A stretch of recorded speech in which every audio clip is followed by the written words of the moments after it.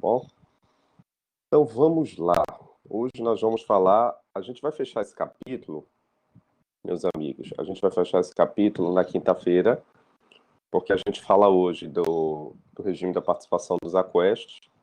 Aí na quinta, dependendo se a turma tiver interesse, né, eu gostaria de fechar o capítulo lá na instituição com o regime da separação. E aproveitando também, qualquer coisa, já informando para vocês as atividades finais que vão acontecer, já considerando os últimos capítulos que nós vamos ver. Aí eu vou explicar para vocês também como é que vai ser isso, tá?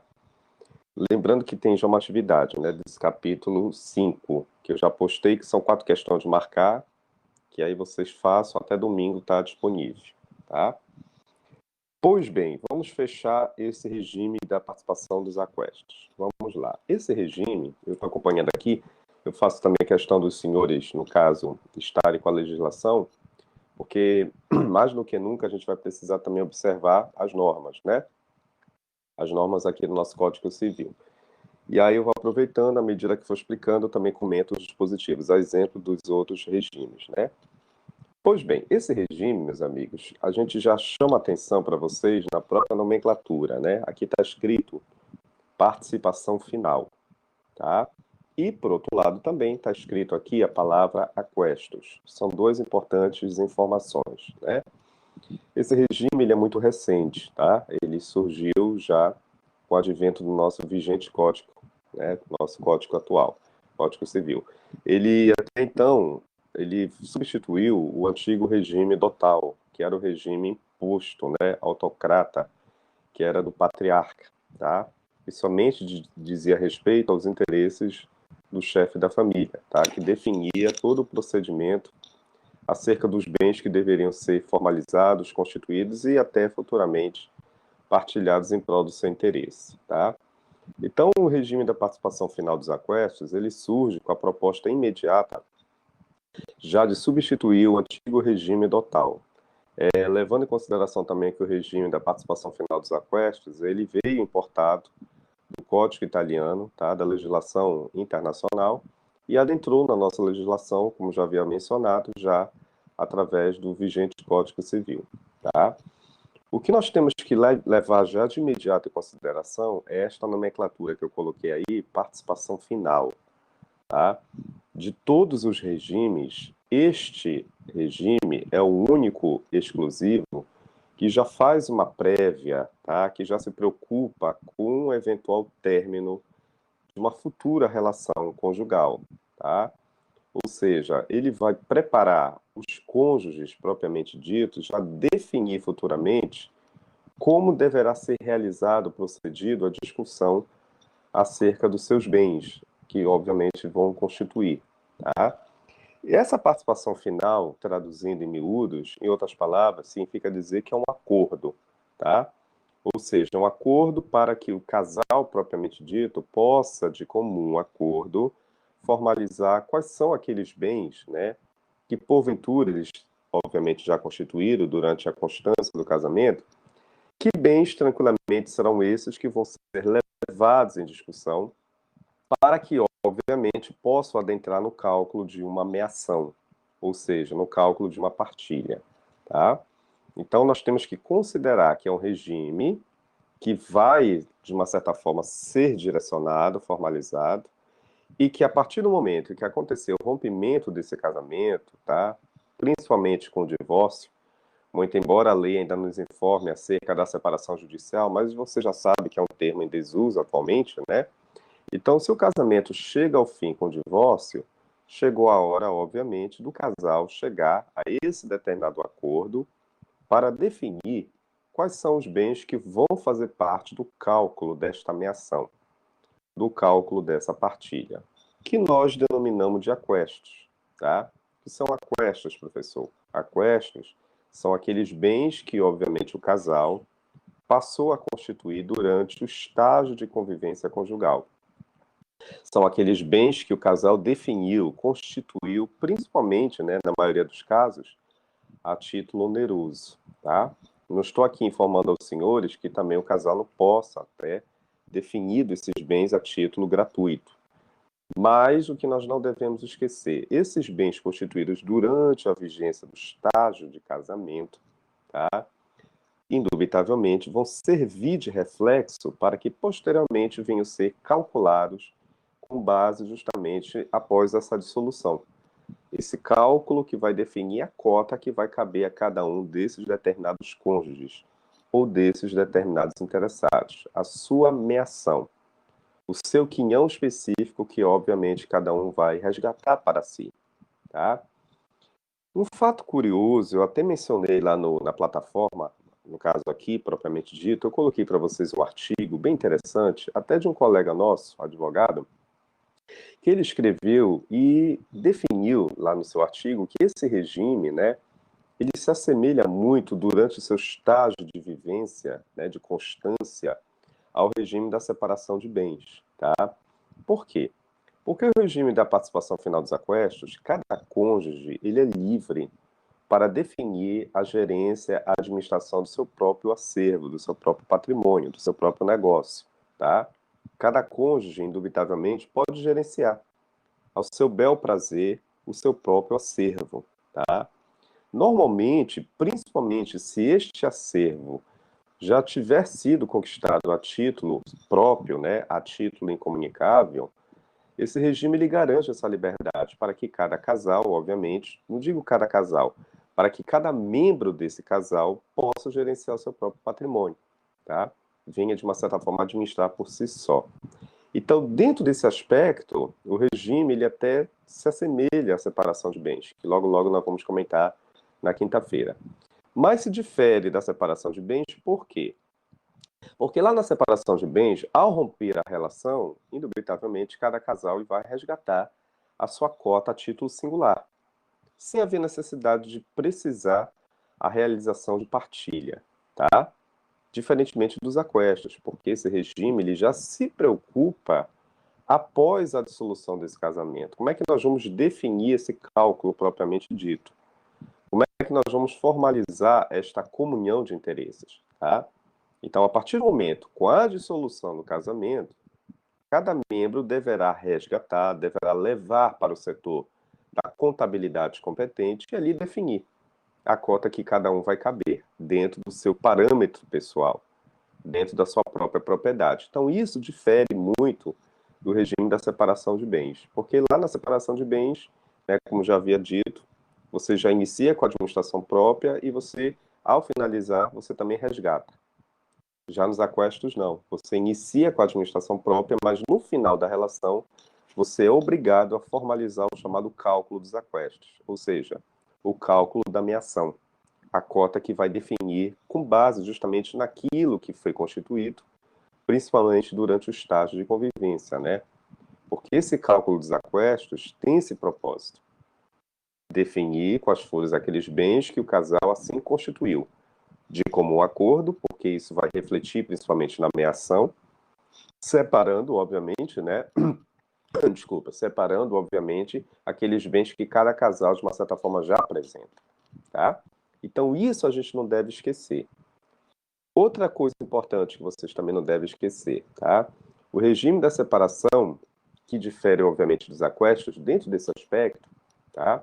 Mas também os aquestos, ele também se assemelham até o regime da comunhão parcial de bens, tá? Por que se assemelha? Porque a comunhão, eu vou levar, você até já estudou comigo, né? Eu vou levar em consideração aqueles bens que o casal passou a constituir durante o estágio de convivência, né? Cada um já inicia ali com a sua partilha. Agora, os aquestos vai definir justamente esses bens conquistados de comum acordo, vai proporcionar esse cálculo, já obviamente no final da dissolução da relação, tá? Então, uma vez caiu há muito tempo em um concurso, eu não me lembro, defina qual é a principal diferença do regime dos aquestos para o regime da comunhão parcial. É que no regime dos aquestos, eu vou realizar o cômputo desses bens conquistados já após a dissolução da relação, tá? É lá nesse determinado momento, desse instante, que eu vou definir quais foram aqueles bens que o casal conquistou de comum acordo. Em contrapartida, na comunhão parcial, minha garganta, gente, está um pouquinho. Eu não estou gripado, não, porque está um pouquinho. Foi isso. Já na comunhão parcial, eu já inicio com esse procedimento da conquista dos bens conquistados de comum acordo, tá? Então, isso vocês não devem esquecer. A comunhão parcial eu já inicio com essa regra da partilha, enquanto que nos aquestos eu vou definir esse procedimento ao finalizar a relação, que é o chamado cálculo de cômputo dos aquestos propriamente ditos, tá? É a definição propriamente dita desse regime, tá? Então, isso é de suma necessidade, os autores mencionam muito, né? Inclusive, eu coloquei para os senhores aí, eu coloquei para vocês aí no na nossa plataforma, né? Tem um artigo que fala muito bem disso, né? Que os aquestos se assemelham, ora ao regime da separação de bens, porque você já administra por si só seu patrimônio, desde o início da gerência, da administração do bem, e também se assemelha à comunhão parcial, né? Porque a comunhão parcial também defende a meação.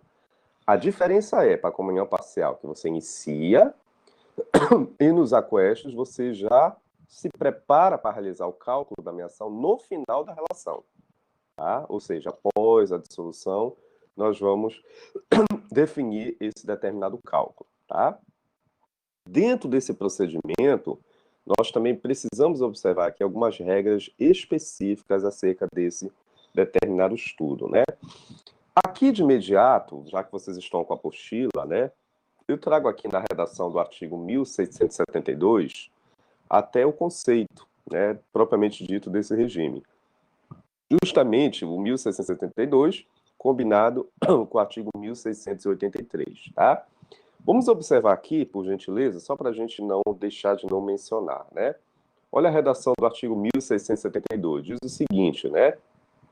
Nesse regime da participação dos aquestos, percebam, cada cônjuge já possui o seu próprio patrimônio, ou seja, aí já é uma similitude com o regime da separação de bens, porque a proposta do regime da separação de bens, que na quinta-feira a gente vai formalizar com mais detalhes, é você ter a mera liberalidade de gerenciar o seu próprio patrimônio, tá? Mas difere da separação de bens, né? Porque nos aquestos você ainda vai realizar cálculo, né? O setor de contabilidade ainda vai contabilizar quais foram aqueles bens que porventura o casal constituiu durante a sua vigência, da sua constância, da sua relação, tá?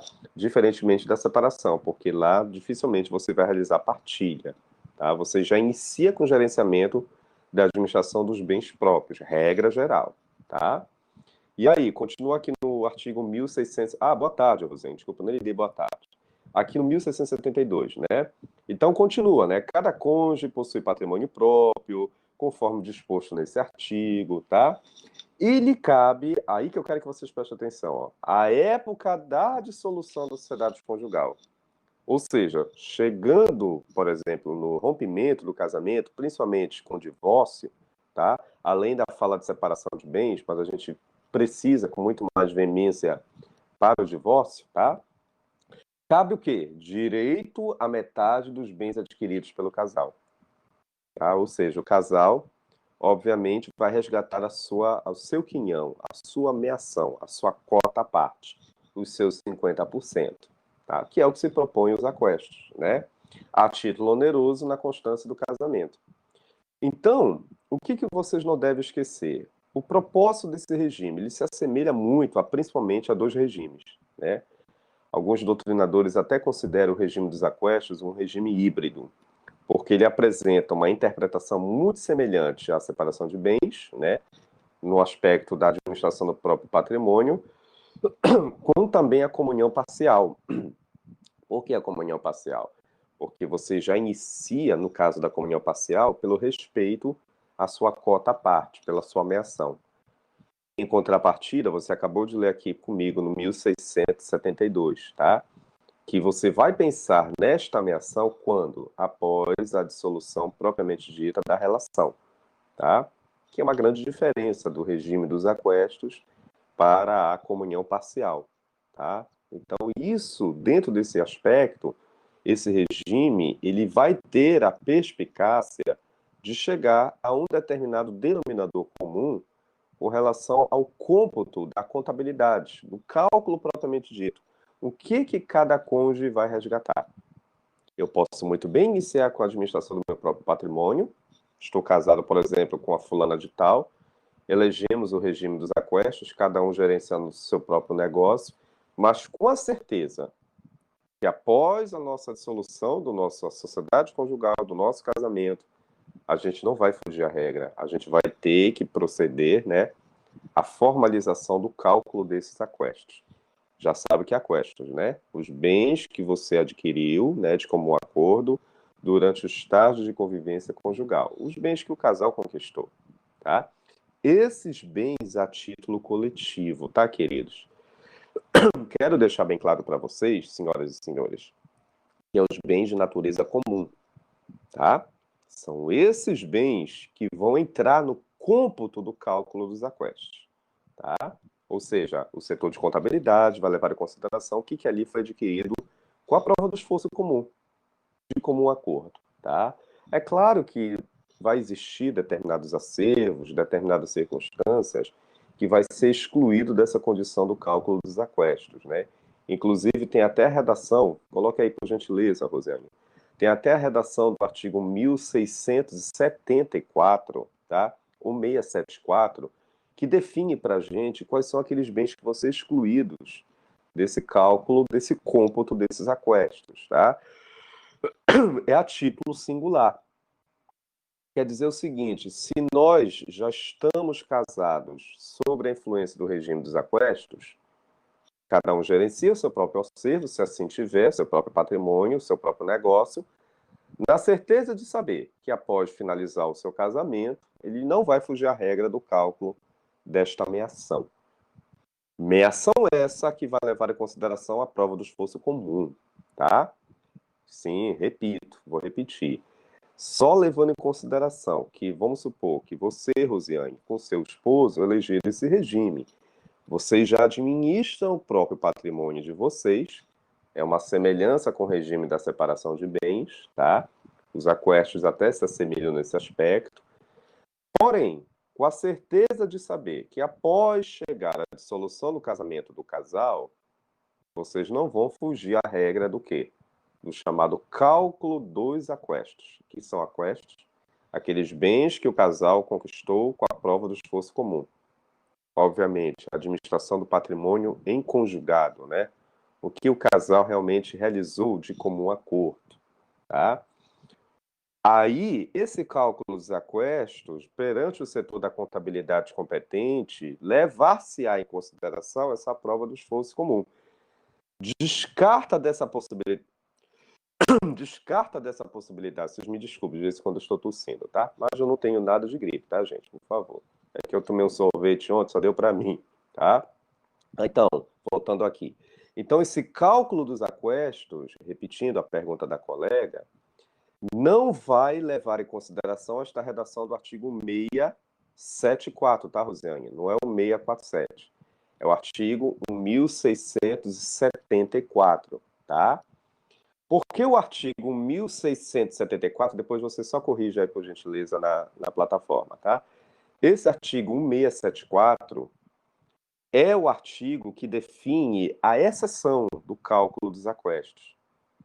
São aqueles eventuais bens que vão, obviamente, ser conquistados a título próprio e que não vão entrar no cálculo final da apuração desses bens ou desses aquestos, tá? É isso que eu quero que os senhores e as senhoras não esqueçam aqui na sala.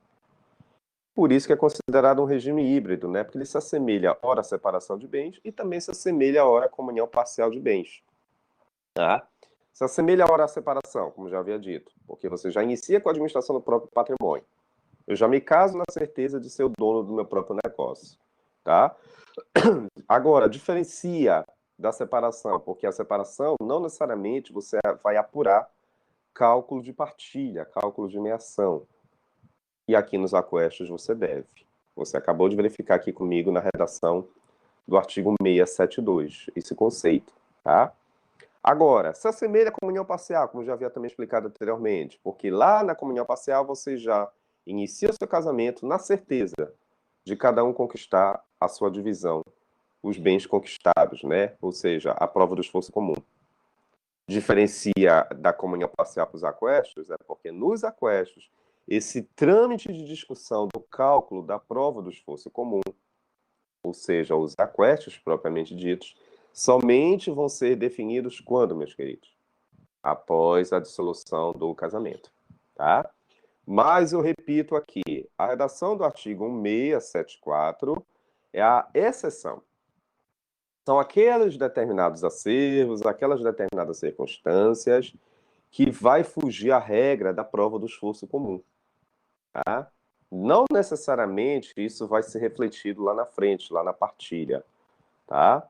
Então, se porventura algum dos interessados estiver em alguma daquelas circunstâncias desse dispositivo do artigo 674, uma coisa eu já te garanto, isso não vai refletir, isso não vai adentrar no cálculo dos aquestos, ou seja, no cálculo da partilha, da meação que vai caber a cada um, que vai caber a cada um dos cônjuges, tá? Dentro desse procedimento, o que vai fugir à regra desses aquestos? Aí vem a redação desse artigo aí que a colega colocou, do artigo 674, são chamados o quê? Bens excluídos dos aquestos, né? O que exclui desse cálculo? Que circunstâncias são essas? Vamos dar uma olhadinha aqui no artigo 674, né? Olha o que está dizendo, só por curiosidade. Sobrevindo à dissolução da sociedade conjugal, ou seja, como é que vai finalizar o casamento, professor? Dissolução da sociedade. Por divórcio ou separação judicial. Muito embora a separação judicial, você já sabe que é um termo em desuso, tá? Vamos levar em consideração mais o divórcio. O que vai acontecer, gente? Será apurado, né? Apurar-se-á o montante dos aquestos. Já sabe que são aquestos, né? Bens adquiridos com a prova do esforço comum durante o quê? O estágio de convivência conjugal, tá? Será apurado o montante desses aquestos. E o que vai excluir? Excluindo da soma dos patrimônios próprios, né? Aí vem, né? A lei vai, obviamente, definir o que vai ser excluído desse cálculo dos aquestos, por considerar o patrimônio próprio de cada cônjuge, né? Aí vem o inciso primeiro. Eu me lembro, professor, os bens anteriores ao casamento. E que, obviamente, em seu lugar também se subrogaram, né? Então, vamos imaginar que a Rosane, por exemplo, já tinha bens antes mesmo de estar casada atualmente. Ela já havia adquirido. Então, esses bens anteriores ao casamento dela garante a certeza para ela que não vai futuramente adentrar no setor de contabilidade, ou seja, no cálculo de apuração dos aquestos, tá? Ela vai ficar tranquila, ela vai casar nesse regime, ela vai continuar administrando seu próprio patrimônio, mesmo estando casada sob a influência do regime dos aquestos. Até uma similitude aí com a comunhão parcial, né? A gente pode até fazer uma similitude com esse regime da comunhão parcial, tá? E até com a universal também. Tá? A diferença é que nos aquestos, este procedimento de cálculo de apuração vai ser ratificado após a dissolução. E já na comunhão, você já pode dar início, propriamente dito, a esse procedimento. Tá? Você já inicia com a regra da partilha, tá? Justamente nesse dispositivo aí. Aí vem o inciso segundo, né, que a colega colocou. Vamos lá. Os bens que sobrevierem a cada cônjuge por sucessão ou por liberalidade. Te lembra? Vamos imaginar, por exemplo, que a colega foi contemplada por uma doação. Eu, professor Ari, resolvi doar para ela um determinado bem, a título singular. Eu não contemplei o marido dela. Eu somente contemplei Rosiane, tá? A título singular.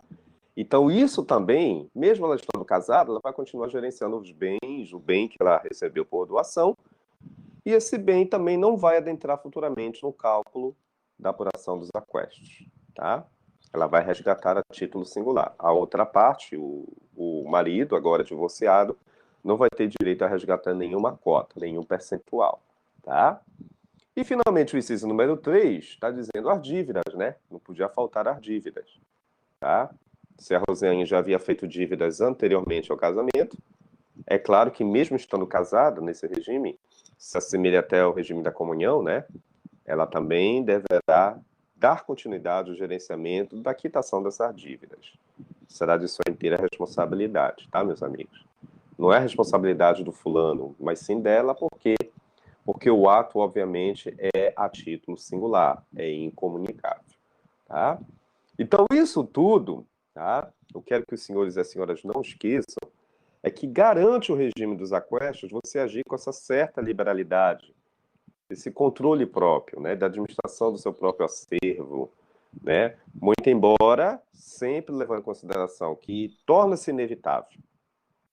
Vai haver um setor de contabilidade, vai haver uma apuração futura. Olha, a palavra da tarde é a palavra apuração, tá?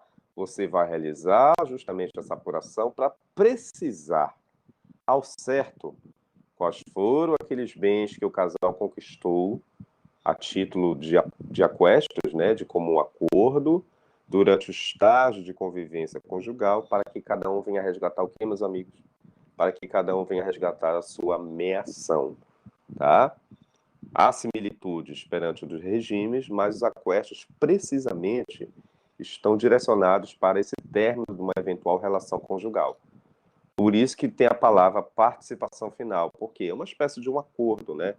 Que o casal vai ter que chegar, vai ter que se sentar e conversar e definir qual é a cota que vai caber, por exemplo, a Rosiane, qual a cota que vai caber ao fulano de tal. Claro que a regra geral é a gente buscar a meação, né? A partilha de uma forma igualitária. Mas uma vez me fizeram uma pergunta que eu achei bem interessante. Professor, pode haver uma oscilação com relação ao cálculo, esse percentual, esse cômputo final dos aquestos? É possível, gente, tá? Porque no final das contas, pode ser que alguma das partes, algum dos cônjuges, venha até usufruir mais acervos em detrimento da outra parte, né? Mas eu estou levando em consideração o cálculo total, né? Aquilo que obviamente foi conquistado com a prova do esforço comum, no caso os aquestos, retirando esta redação aí do 674, são os bens excluídos.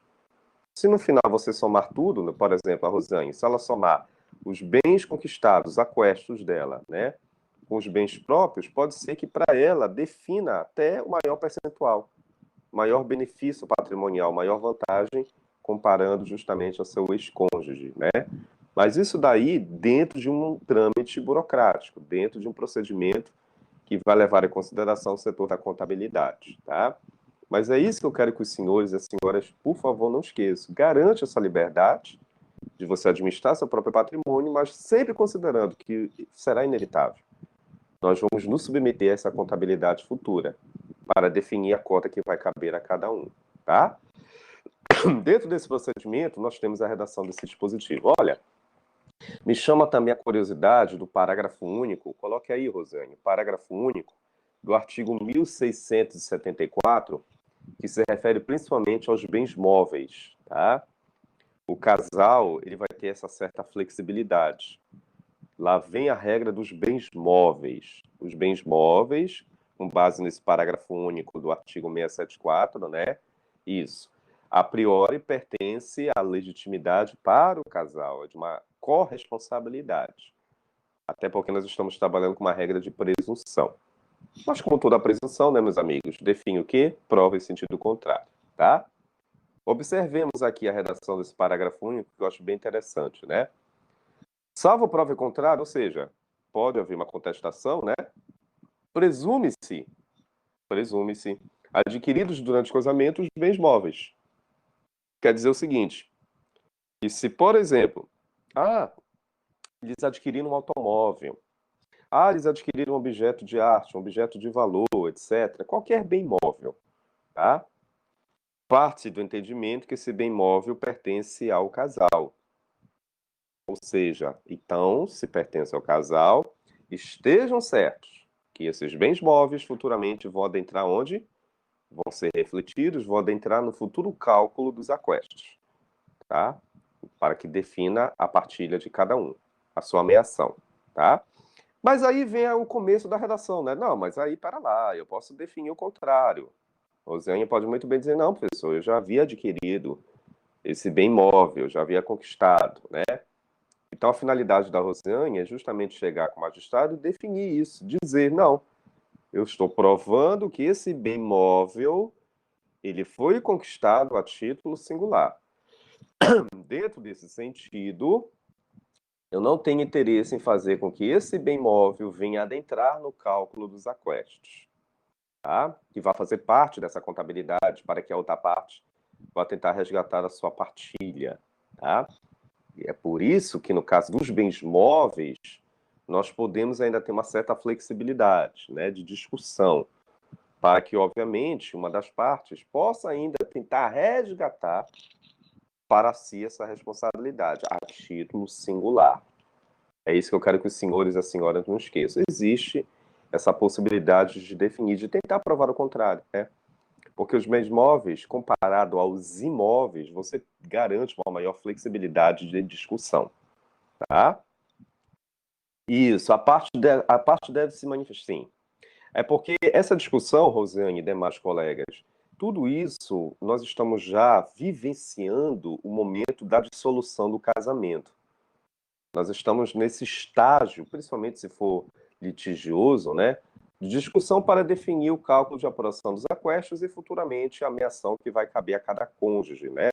E é claro que esses determinados cônjuges deverão se manifestar dentro do seu pedido de divórcio, ao mesmo tempo você abrindo ali um link para que se proceda a esse cálculo de apuração dos aquestos. E aí você vai se manifestar. Você tranquilamente vai constituir o seu advogado e vai dizer, olha, esse bem aí, que é de natureza móvel, eu já havia conquistado ele, tá? Não é a título de prova de esforço comum. É um bem passível a título singular. Repito, eu já havia conquistado. A minha gerência desse bem móvel é a título singular, porque você vai ter a finalidade indubitável de chamar a atenção da justiça e fazer com que não haja futuramente esse bem móvel para ser resgatado e ser definido lá perante o outro interessado. Você não quer que, obviamente, esse bem móvel venha fazer parte do cálculo de apuração dos aquestos, tá? Então, as partes devem se manifestar, normalmente com as suas ações, tá? Você ingressa com pedido de divórcio, dissolução da sociedade conjugal, ao mesmo tempo acumulado, né, com a sua partilha. Porque ali você vai definir, você vai solicitar a ajuda do judiciário para que proceda, né, o cálculo de apuração final desses aquestos, dos bens que obviamente foram conquistados de comum acordo, né? Aí que vai definir a partilha. Mas você também pode resgatar os bens próprios, tranquilo, que obviamente não vão entrar nesse cálculo de apuração final, que é justamente a redação que nós lemos, né, do artigo 1674, tá? Então, Rosiane, é isso, né? A parte tranquilamente pode se manifestar com base justamente na sua própria petição, tá? Que ali você define justamente o divórcio acumulado com a partilha de bens, tá? Além disso, meus amigos, então não esqueçam, tá? Para os bens móveis existe essa certa flexibilidade, né? A priori pertence à gerência, à administração do comum acordo do casal, tá? Nós vamos trabalhar com uma presunção, principalmente presunção relativa, né? Mas é possível que alguma das partes venha tentar provar o contrário, ao dizer que esse bem móvel não. Ele já havia sido conquistado, que você já havia adquirido, e o teu interesse é fazer com que ele não venha futuramente ser formalizado em sede de cálculo de apuração final dos aquestos, tá? Então, os bens móveis apresentam essa certa flexibilidade, tá? Além dessa redação do parágrafo único, nós temos também a redação do artigo 1680, tá? Depois a colega vai colocar aí para vocês, que a redação do artigo 1680 define praticamente o mesmo raciocínio, tá? Vamos observar aqui a redação do artigo 1680, que eu acho também bem interessante da gente discutir, tá? Olha o artigo 1680. As coisas móveis, né, em face de terceiros, presume-se do domínio do cônjuge devedor, a não ser se o bem for de uso pessoal do outro. Meus amigos e minhas amigas, né? Esse artigo 1680 normalmente reflete muita discussão. Por quê? Vamos imaginar, por exemplo, que o casal, ou pelo menos um deles, tá, tenha firmado o compromisso de aquisição de um bem móvel perante uma determinada empresa, uma entidade. Vamos imaginar, por exemplo, que o João e a Maria são casados nesse regime. Aí o João resolveu comprar um bem móvel a crediário em uma determinada loja de eletrodomésticos, tá? Olha lá, o João, com a sua mera liberalidade, comprou esse bem móvel. ele mesmo está administrando esse bem, gerenciando. Logo, obviamente, a responsabilidade não será solidária, tá? Porque ele mesmo adquiriu esse acervo com seu próprio recurso, posso dizer assim, até porque o regime da separação dos aquestos permite essa liberalidade, a administração do seu próprio patrimônio, do seu próprio negócio a título singular. Eu já até iniciei a aula falando sobre isso, tá? Então, o João, obviamente, ele comprou essa TV, esse objeto móvel, e vem pagando em parcelas.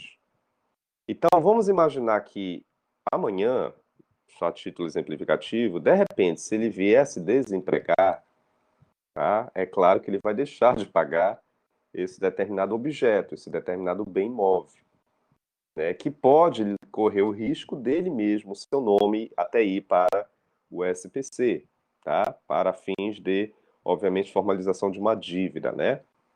Então, é isso que o artigo está definindo aqui. Se você, obviamente, conquistar, se você realmente formalizar dívidas para com terceiro, em virtude daquele determinado bem móvel que ficou sob a sua inteira responsabilidade, regra geral, essa tarefa somente é singular. Ou seja, você deve estar relacionado somente para com aquele terceiro, né? Haverá uma relação interparte. A sua responsabilidade pelo pagamento desse débito somente vai ser sua, tá? Ah, mas eu sou casado com a Maria. Sim, mas o regime dos aquestos, ele permite que cada um dos cônjuges, administre os seus próprios negócios, tá? Se assemelha aí até a separação de bens, tá? Então você vai ter que agora definir como é que você vai formalizar o pagamento dessas prestações, dessa dívida, tá? Porque você já está com compromisso perante um terceiro. Agora, isso, claro, você vai definir perante o judiciário. Vamos imaginar que futuramente esse casamento vai ser finalizado pelo divórcio, né? É claro que você não quer arcar somente para consigo com esse compromisso de pagamento da dívida. Você vai muito bem chegar, você vai informar o juiz, não, excelência, mas a dívida não é só minha. E tudo bem, eu comprei o bem móvel com meus próprios recursos, eu até então paguei, só que a fulana me ajudou também a pagar umas parcelas aí. Olha aí, ó. Por isso que a redação está dizendo, né? O artigo 1680. Salvo se o bem for de uso pessoal do outro. Ela também obteve um proveito, ela também pagou uma parcela, ela também utilizou de algum recurso, de repente fez uma benfeitoria nesse bem móvel, tá? Ou seja, você está tentando chamar a atenção do judiciário a tal ponto de fazer com que essa responsabilidade não venha a ser somente sua, para com aquele determinado credor, tá? Com aquela loja, por exemplo, com aquela determinada empresa, né? Então, isso acontece muito, meus queridos. O juiz ele vai ter que levar em consideração o que, que realmente vai ser refletido, o que, que vai ser realmente, o que, que é possível fazer parte do cálculo desses aquestos, e o que, que de repente a gente pode excluir desse determinado procedimento, tá? No caso, se tratando de bens móveis que estão sob responsabilidade de terceiros, né, um exemplo clássico é esse, quando você adquire um determinado bem móvel que você pagou a crediário, mas de repente você deixou de pagar, aí lá vem a famosa dívida. Regra geral, a administração é sua, a responsabilidade é sua, tá? Mas se você quiser imputar essa responsabilidade para outra parte, é claro que você vai ter que provar que a outra parte também contribuiu para o crescimento dessa dívida, ou que também obteve algum proveito no uso da administração desse bem móvel, desse bem que até então, né, partia-se do entendimento que era o bem próprio, tá? Mas aí você definiu com o juiz, não, não, excelência. A responsabilidade não é só minha, não. A outra parte também obteve um proveito. Pagou algumas parcelas, fez alguma benfeitoria naquele bem. Eu não quero arcar sozinho com essa dívida perante aquele crediário, perante aquela empresa, perante aquela loja, tá? É isso que o artigo 1680 está dizendo. Claro que os credores, os terceiros, estão em stand-by, né? Estão tentando ingressar, obviamente, e recuperar os seus créditos, tá? Com as suas ações de cobrança da vida. Mas aí é óbvio que você, né, o cônjuge, principalmente o João, né? Vamos imaginar o João. Não, mas eu não quero somente pagar sozinho. Eu quero que a Maria também venha responder, porque ela também obteve prova do proveito. tá? Então isso daí tem que estar muito bem definido. Claro que ela tem direito também de se defender, tá? Então essa redação do artigo 1680, ela é muito óbvia. As coisas móveis em face de terceiros, ou seja, que estão sob responsabilidade de terceiro. Ah, eu comprei um carro, estou pagando em parcela, é com meu próprio recurso. Mas no decorrer do casamento, claro que o bem é seu, né?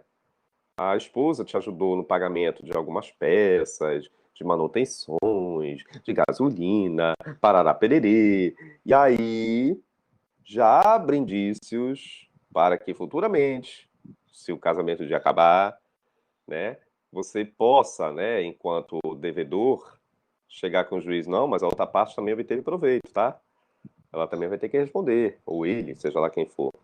Você não quer arcar com essa responsabilidade sozinho. Então é isso que acontece. Principalmente para os bens móveis, tá?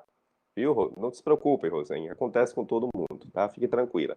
Já que você está aí, coloque aí a redação do artigo 1680, que eu estou discutindo aqui com vocês. Então, com base na redação do artigo 1680, tá? Não quero que Vossas Excelências esqueçam aqui, quando vocês tiverem os clientes de vocês.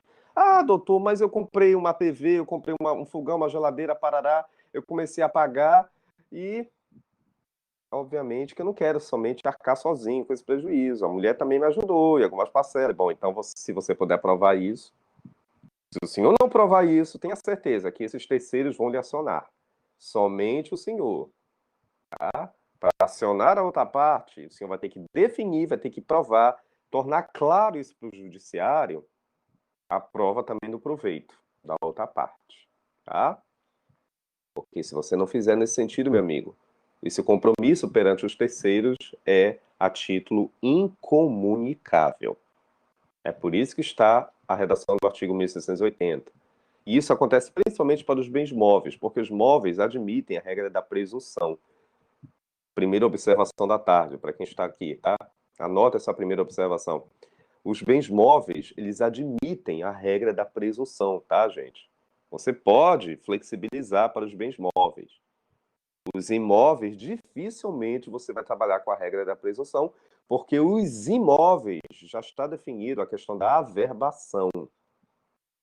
Aí já é uma natureza absoluta, tá? Já os móveis não, você pode ainda contestar. Acabamos de ler, né? O artigo, deixa eu ver aqui, o parágrafo único, né? Do artigo 1614, até a colega já colocou aí, tá? Então, dificilmente, tá? Nos imóveis você vai trabalhar com essa relativização, essa flexibilidade. Os móveis não, os móveis você pode tranquilamente relativizar, flexibilizar. Você pode trabalhar com presunções, tá? Certo, gente? A OAB, de vez em quando, ela gosta muito de trabalhar essa discussão dos bens móveis. Ela gosta de enganar o candidato. Ah, porque os móveis definem, né, a regra do absoluta concretização do negócio. Não necessariamente, não é absoluta coisíssima nenhuma. Os móveis definem a regra de uma presunção. Você pode flexibilizar a discussão, principalmente para quem deve arcar ou não com determinados compromissos, tá? Além disso, tá, ainda tem coisa para falar aqui para vocês, né? Que eu acabo me empolgando com relação aos bens móveis, né? Por favor, Rosiane, minha secretária, coloque aí. Não esqueça, meus amigos, nós temos também a regra para as doações e a regra também para as alienações, tá? A regra do artigo 1675 e a regra do artigo 676, tá? Tenhamos uma certeza, tenhamos cuidado. A doação para o artigo 1675, tá? Doação para o artigo 1675 e as alienações para o artigo 1676, tá? Depois a colega vai colocar aí para vocês. O que eu quero que Vossas Excelências, por favor, não esqueçam. Se aquela doação daquele bem, vamos imaginar principalmente um bem móvel, durante o estágio de casados, durante o casamento, tiver sido realizado esta doação ou também esta alienação, perdão, tá? Eu estou me engasgando de vez em quando, porque minha garganta ainda está ardida. Esta doação ou esta alienação, elas podem, de repente, lá na frente, quando eu falar lá na frente, é quando ocorrer a dissolução da sociedade conjugal. Ou seja, após finalizar o casamento. Tanto a doação, de repente, feita, ou a alienação feita, ambas, de repente, poderão vir a ser contestadas, criticadas. Contestadas e criticadas por quem, professor? Sim, é óbvio. Por aquele outro determinado cônjuge que se sentir prejudicado por aquela doação ou por aquela alienação feita sem cumprir com a regra da outorga conjugal, tá? Ou de repente pode vir a ser contestados pelos até eventuais herdeiros, tá? Deixa eu pegar uma água aqui, gente, que é importante, tá? Então, repetindo aqui para vocês, para ficar bem claro o raciocínio, que a colega já deve ter colocado aí, já. Isso, né? Já vou explicar, Rosane, só estou repetindo aqui. Se de repente o casal ou uma das partes do casal tiver realizado alguma doação ou alguma alienação e deixou de cumprir com a regra da outorga conjugal, é óbvio que a outra parte, né, o cônjuge que se sentir prejudicado, ele pode tentar chegar na via judicial competente e contestar através de um pedido de anulação. Aí, respondendo à pergunta da colega, o que fazer? Nesse caso, vamos imaginar, por exemplo, que a Rosiane é casada com fulano. Vamos imaginar que o fulano, esposo da Rosiane, resolveu doar, mera liberalidade, um bem, só que este bem não é um bem próprio. Aí é que tá. É um bem, óbvio, até caiu o telefone. É um bem conquistado de comum acordo pelo casal. Me fiz entender? É um bem conquistado com a prova do esforço comum. Uma coisa é um bem conquistado a título singular. Outra coisa é esse bem conquistado com a prova do esforço comum. Me fiz entender? Então, o marido da Rosiane doou uma parte desse bem, ou a integralidade desse bem, eu não sei ao certo, pode ser uma doação total ou parcial, né? Mas ele resolveu doar sem o consentimento da Rosiane. Mas eu não estou falando só doação, tá, queridos? Eu também posso direcionar para uma venda, uma alienação. Daí a redação desses dispositivos, o 675 e o 676. Aí a Rosiane, o que ela tem que fazer? Bom, ela, primeira providência, solicitar um término, né, o divórcio, isso aí é óbvio, tá? Porque ali já caracterizou uma quebra do vínculo dos deveres conjugais lá do artigo 1566, você se lembra desse artigo, né? E ainda por cima, se ela tiver interesse, ela ingressa com pedido de anulação do negócio jurídico. Aí eu acho que eu até coloquei, Rosane, acho que eu coloquei aqui no material, né? O artigo 1649, já para responder a tua pergunta. Porque aí ela vai ter que ingressar com pedido de anulação do negócio jurídico, porque vamos imaginar que o marido doou, vendeu aquele bem já para um terceiro, que muitas das vezes nem estava sabendo deste trâmite, desta fraude, né?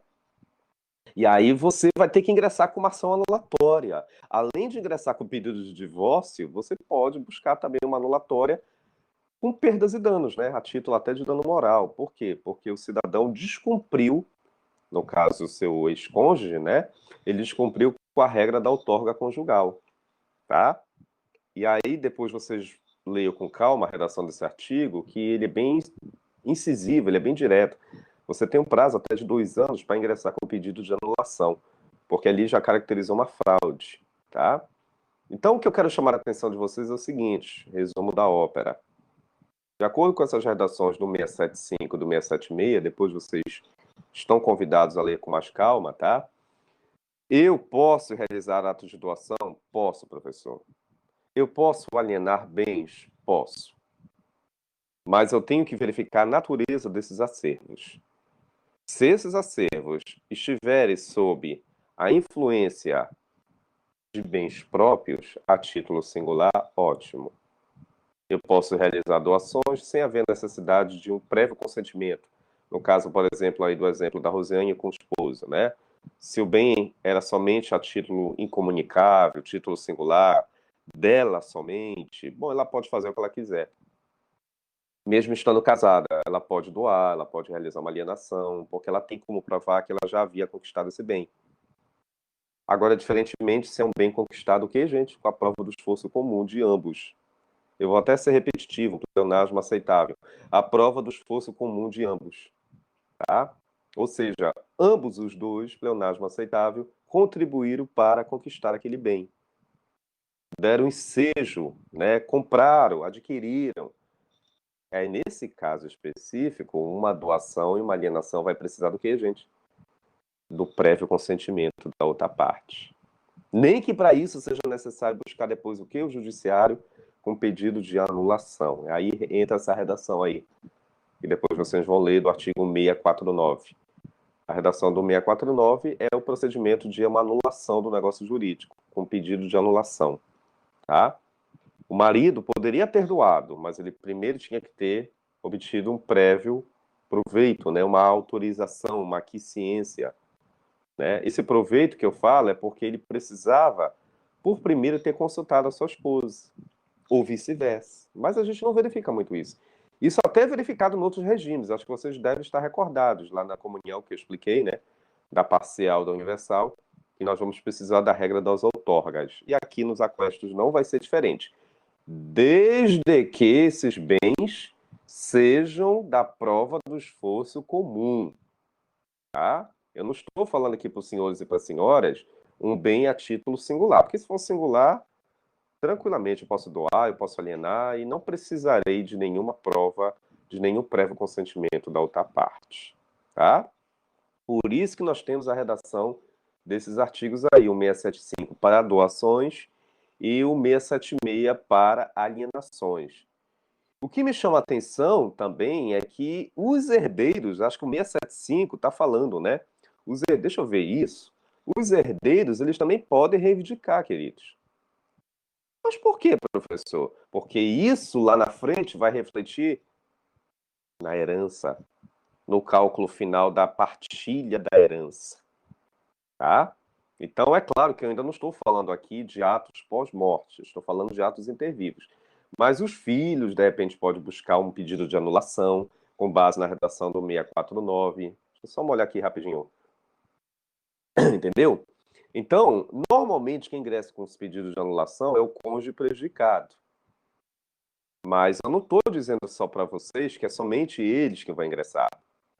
Os filhos também têm a legitimidade, tá? Já se precavendo para uma futura herança, tá bom? Então é isso que eu quero que vocês não esqueçam. Bens doados de uma forma inoficiosa ou bens alienados podem ser contestados. Tá aí, né? Olha aí, ó. 675. Ao determinar o montante dos aquestos, será computado o valor das doações, né? Claro. O que foi doado durante o estágio de casados, né? Feita por um dos cônjuges, sem a necessária autorização do outro. O artigo está bem simplório aqui. Essa primeira parte significa dizer que o bem é título singular, sem a necessária autorização do outro. Então você está partindo do entendimento que é um bem singular, é um bem próprio, tá? Aí vem ponto e vírgula, já é a segunda parte. Nesse caso, o bem poderá ser reivindicado pelo cônjuge prejudicado ou por seus herdeiros. Por quê, professor? Porque nesse caso não é mais um bem singular, gente, é um bem conquistado a título de comum acordo, tá? É um bem comunicável. Ou declarado no monte da partilha por valor equivalente à época da dissolução. Sim, porque vai ter que atualizar o valor, né? Então, mesmo que, obviamente, já estejam separados, mas amanhã vai sair uma futura sentença, a sentença leva em consideração o valor desse acervo doado ou vendido na época da dissolução propriamente dita, tá? Então, eu quero que os senhores não esqueçam que a primeira parte da redação desses dispositivos está nos direcionando para os bens próprios e a segunda parte já é uma reivindicação, porque a gente já parte do entendimento que foi feita uma doação, mas que ela infringiu a regra da outorga conjugal. Que foi feita uma alienação, mas que também infringiu a regra também da outorga conjugal, tá? O 676, só para a gente confirmar também o outro dispositivo, né, que a colega colocou. Olha o 676. Incorpora-se ao monte o valor dos bens vendidos, alienados, né, em detrimento da ameação. Se não houver preferência do cônjuge lesado ou dos seus herdeiros de reivindicar. Então, regra geral. Chegamos na dissolução. O cônjuge resgata somente para si esse bem que foi vendido. Tá? Essa primeira parte aí. Somente eu resgato para mim esse bem vendido, professor. Beleza. Parte do entendimento que o bem é incomunicável. Agora, a segunda parte, por que vai haver um prejuízo? Por que eles querem reivindicar um bem? Porque aí já parte do entendimento que aquele bem não era incomunicável. Era um bem que foi, obviamente, conquistado da prova do esforço comum, que pertenceu ao casal. Tá? Então é isso que eu quero que vocês não esqueçam. A doação e a alienação, elas podem vir a ser contestadas. Ah, professor, eu quero anotar. Anote. Eu estou te dando a oportunidade de você anotar. A alienação ou a doação, de repente, elas podem ser contestadas, tá? Se uma delas vier a infringir a regra da outorga conjugal, tá? Se vier a prejudicar a regra da outorga propriamente dita. Do contrário, não. Se aquele bem for conquistado a título da prova do esforço comum, de comum acordo, não tem problema, né? Aí eu vou precisar mesmo assim da outorga. Agora, se for um bem próprio, vou descartar essa regra da outorga. É isso que eu quero que você não esqueça. A regra da outorga para bens conquistados de comum acordo. Tá? O aluno normalmente me pergunta, professor, quando é que eu vou respeitar a regra da outorga? É o bem que o casal comprou, de comum acordo. Agora, bens próprios, não necessariamente eu vou cumprir com a regra da outorga conjugal. Não esqueçam disso, tá? Tudo bem? Ficou claro isso? O 675 e o 676 para a regra das doações e para a regra das alienações, tá? Além disso, nós temos aqui a regra das dívidas. Todo mundo já sabe o que se trata de dívidas, né? As dívidas que conquistadas a título singular ou, de repente, a título também da prova do esforço comum, tá? Tem uma situação curiosa. Vamos imaginar, por exemplo, que a Maria tenha pago a dívida do João. De repente, o João fez uma dívida aí com uma compra de um acervo, não conseguiu pagar, mas se desempregou. Aí a mulher resolveu pagar a dívida dele, quitou a dívida dele, tá? O que que acontece? Bom, lá na frente, lá vem, quando eu falar toda vez, lá na frente, após a dissolução da sociedade conjugal, você já sabe, né? Principalmente com o divórcio.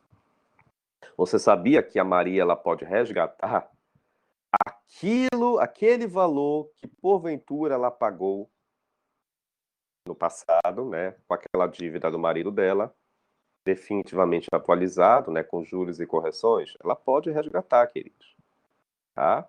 Porque ela vai querer resgatar, porque ela não vai querer que, obviamente, o marido vá obter proveito, principalmente no cálculo final dos seus aquestos. Porque se ela não reivindicar, se ela não puder resgatar, consequentemente, esse valor também vai ser revertido em prol do interesse dele. E isso vai trazer reflexos no final das contas, né? No cálculo de apuração dos aquestos. Então, quem paga a dívida do marido ou vice-versa, você tem o direito de resgatar futuramente. Estou falando de regime que vai haver um acordo, né? A chamada participação final. Que você vai definir qual a cota que vai caber a cada um, os chamados aquestos, dentro da sua ameação, tá? Então me chama muita atenção, principalmente aqui, eu gostaria até de ler aqui com vocês, a redação do artigo 678, tá? Olha o que está dizendo o artigo 678, só para a gente não perder o fio da meada, né? Coloque aí, Rosane, o 678. Se um dos cônjuges, olha lá, se um dos cônjuges solveu, o que quer dizer solveu? Pagou uma dívida do outro, tá? Com bens do seu próprio patrimônio, o valor do pagamento deve ser atualizado e imputado na data da dissolução, na ameação do outro cônjuge. Beleza, tá aí, ó. Traduzindo em miúdos, professor, eu paguei a dívida do fulano, né? Eu fiquei com dó, ele se desempregou. Isso é o discurso da Maria, né? Mas aí, professor, a gente não tá indo muito bem na nossa relação, a gente quer buscar o divórcio. Professor, eu posso resgatar aquilo que eu paguei no passado? Pode. Você não só vai resgatar, como você também vai pedir uma atualização desse valor, tá? Para que não venha refletir também em prol do interesse dele. Levando em consideração, o valor do pagamento deve ser atualizado, tá aí a redação, né? Tem que ser atualizado e imputado na época da dissolução, tá? Então, vamos imaginar que a sentença ainda não decidiu, ainda não saiu, mas o casal já está separado. Então, desde aquele exato momento até o presente momento, vai ter que haver uma definição futura, né? Para resgatar, no caso, a Maria, aquele valor que ela pagou. Vai ter que ser atualizado, considerando desde a época da dissolução, tá? E aí isso vai refletir, claro, né, queridos? Vai refletir na meação do outro cônjuge. É isso que o artigo está dizendo. Ele não colocou essa palavra. E isso também vai refletir no cálculo de apuração do outro cônjuge. É isso que o artigo quer dizer, né? Porque você vai resgatar um bem, um valor, melhor dizendo, que você já tinha pago no final. Então vamos imaginar que, teoricamente, se o João tinha que receber 50 mil reais em sede de cálculo da sua meação, ele vai receber menos, né, gente? Porque daí vai ser retirado aquilo que no passado a Maria pagou, tá? Obviamente aquela dívida do até então seu marido. Ela vai retirar aquele percentual, aquele valor devidamente atualizado. E aí, sem sombra de dúvida, isso vai ter reflexos, né? Perante a meação do João, tá? Uma coisa também me chama muita atenção, viu, queridos? Mesmo que o João tenha recebido um valor aquém comparado a Maria no final da sua partilha, tá? Ah, professor, o João chega com você, ah, doutor, mas a minha dívida é muito superior à minha meação que eu recebi. O meu passivo foi muito maior do que o meu crédito. Eu vou fazer com que a Maria também venha ajudar-me. Vou fazer com que o judiciário também estabilize, equilibre as meações. Não tem nada a ver, gente. Tá? Eu até aplaudo. Eu gostei muito. Na verdade, essa redação foi brilhante. Coloque aí, Rosiane. Do artigo 1686, gente. Não é pretexto nenhum. Não é pelo simples fato de eu ter recebido menos no final das contas que eu vou ter que ser obrigado a forçar a outra parte também a equilibrar as ações. Ah, porque eu recebi no final 10 mil reais, mas a minha dívida é 20 mil. Em detrimento da fulana de tal que recebeu 20 mil e a dívida dela é só 10 mil. Sim, mas aí você vai ter que verificar se realmente a sua dívida corresponde a isso. Isso pode acontecer, tá? Você pode, de repente, receber uma partilha que não necessariamente vai computar, vai resgatar o pagamento total daquela dívida. Mas isso não é pretexto de você tentar chegar com a judiciária, porque eu vou peticionar, eu vou fazer com que o juiz flexibilize, equilibre as ações. Não, gente. Isso não tem nada a ver. Olha, a dívida de um dos cônjuges, quando superior à sua ameação, não obriga, não tem nada a ver. Tá? Até porque essas dívidas foram conquistadas por você, a título singular. A outra parte não tem nada a ver com o pagamento da quitação desses débitos. É a título singular. Você não conseguiu nem sequer provar a prova do esforço comum, tá? Então, o que eu quero dizer para vocês, que vocês vão ter clientes nesse sentido, ah, doutor, mas eu só recebi isso de partilha, a minha dívida é superior. Você tem que dizer para ele, sim, mas o senhor realmente não conquistou essas dívidas enquanto casados, não fomentou essas dívidas, não fez essas dívidas a título próprio? Infelizmente, nós não podemos, o senhor também nem pôde comprovar a prova do esforço comum. Porque se o senhor, de repente, tivesse provado isso, a outra parte, indubitavelmente, iria refletir também no cálculo de apuração dos aquestos, da ameação da outra parte. Mas nada foi feito, então o senhor vai ter que arcar com a sua dívida sozinho, tá? Então não é pretexto. O artigo 1686 quer dizer outras palavras. Não me venha dizer que é pretexto, que eu vou ter que igualar as meações, eu vou ter que igualar as partilhas, só porque no final das contas eu obtive uma cota menor comparada a você. Bem feito. Quem mandou você fazer maiores dívidas enquanto casado esteve comigo? Principalmente dívidas próprias. Você que se arque sozinho com essa ameação que você acabou de receber após o cálculo final dos aquestos. O problema é seu. Já dizia aquela música, o problema é seu. Tá? Eu queria fechar a aula de hoje, vocês me desculpem, que esse regime eu até me emociono, tá? Que ele é muito interessante da gente analisar. Detalhe, são poucos casais que elegem esse regime, tá? Por quê, professor? Porque é um regime que já inicia regrado. Se você parar para pensar, você pode até administrar, mas você não vai fugir. Você não vai fugir do dia D. Sabe qual é o dia D? Do cálculo final dos aquestos. Tá? Professor, é por isso que eu não vou eleger esse regime, professor. Eu não, eu vou ter que estar.